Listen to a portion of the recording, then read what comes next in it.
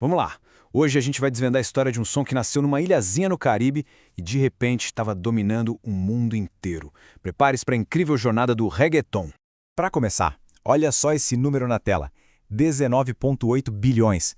Parece um número absurdo, né? Mas o que será que ele significa?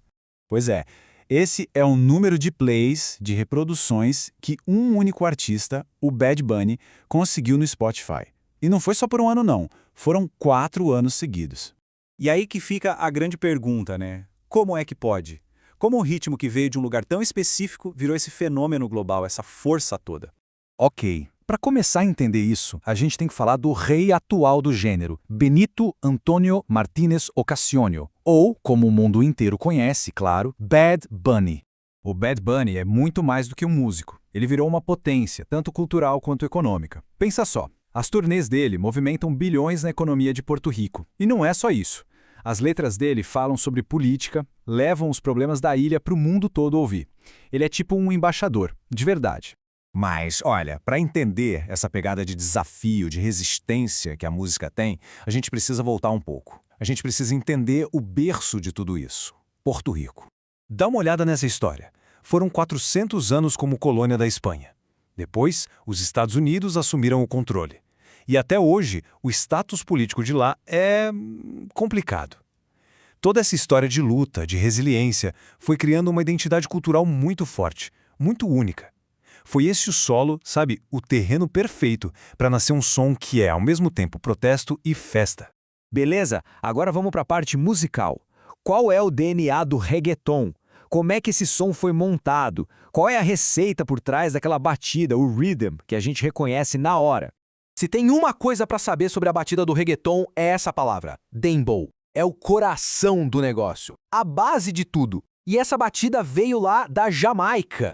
Então, imagina só. No começo dos anos 90, Porto Rico virou um caldeirão. Entrou a batida contagiante do dancehall da Jamaica, o reggae em espanhol que já rolava no Panamá, a atitude do hip-hop que vinha dos latinos de Nova York e, claro, os sons tradicionais da própria ilha. Juntou tudo isso e, bum, nasceu uma coisa completamente nova, explosiva. Agora, a gente vai para as origens mesmo, para a raiz da coisa. Lá no começo, o som nem se chamava reggaeton, era só underground. E nascia assim, de um jeito bem cru, em festas na rua, em estúdios totalmente improvisados. Então esquece Spotify, esquece gravadora, o som se espalhava na raça, pela própria comunidade. Era uma parada de guerrilha mesmo, sabe? Totalmente na base do faça você mesmo. E aqui a gente vê um ponto de virada. Para sair da rua e tocar no rádio, o som teve que se, digamos, polir um pouco. Aquela produção mais crua, as letras sobre a vida na rua, foram dando espaço para temas mais leves, de festa, de romance. Foi uma adaptação necessária para conseguir crescer e chegar em mais gente. E essa tentativa de limpar o som não foi só comercial. O governo entrou pesado, essa repressão ficou conhecida como mão dura. A polícia batia nas lojas, confiscava os álbuns, eles tentaram censurar a música e até a dança, o famoso perreo, dizendo que era uma ameaça aos bons costumes. Mas olha que interessante, essa discussão não vinha só de fora. Essa fala aqui é da Ivy Queen, a rainha do reggaeton, uma das pioneiras. Ela mesma reconhecia que sim, era preciso ter uma conversa sobre o conteúdo de algumas letras. Isso mostra como o debate era complexo e acontecia dentro do próprio movimento. Ok, apesar de toda essa briga, o som não só sobreviveu como explodiu. Vamos ver como ele saiu de Porto Rico e conquistou o planeta. Essa conquista global aconteceu em duas grandes ondas. A primeira foi em 2004 com Gasolina, do Daddy Yankee. Essa música basicamente chutou a porta para o mundo. Mas aí, 13 anos depois, veio Despacito. E essa não só chutou a porta, ela arrancou das dobradiças. Foi um fenômeno. E para ter uma ideia do tamanho disso, olha só, o clipe de Despacito tem mais visualizações no YouTube do que o número de pessoas vivas no planeta. É uma escala que a gente nem consegue processar direito, é absurdo. E a história não parou por aí. O reggaeton encontrou uma segunda casa na Colômbia.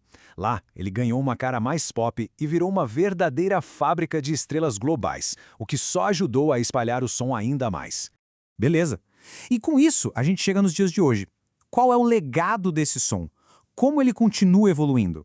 Hoje em dia, a influência do reggaeton está em todo lugar. Não tem como negar. Ele se mistura com o pop do mundo todo, inspira outros ritmos aqui na América Latina e no Brasil, então, chegou com tudo. A gente ouve a batida em artistas como a Anitta, em festas e até em elementos do sertanejo mais novo. Tá, mas depois de ver tudo isso, a gente se pergunta, por que essa história toda importa, afinal? Importa porque a história do reggaeton é, no fundo, a história da América Latina moderna. É uma história de resiliência, de misturar influências para criar uma coisa nova, com a nossa cara. É a história de encontrar uma voz e gritar bem alto, mesmo quando tentam nos calar. E para fechar, nada melhor do que voltar ao artista com quem a gente começou. Essa frase do Bad Bunny resume tudo perfeitamente. A música se tornou a maior arma, a maior forma de defender uma terra, uma cultura. É a arte como a expressão máxima de quem se é. E isso é muito poderoso.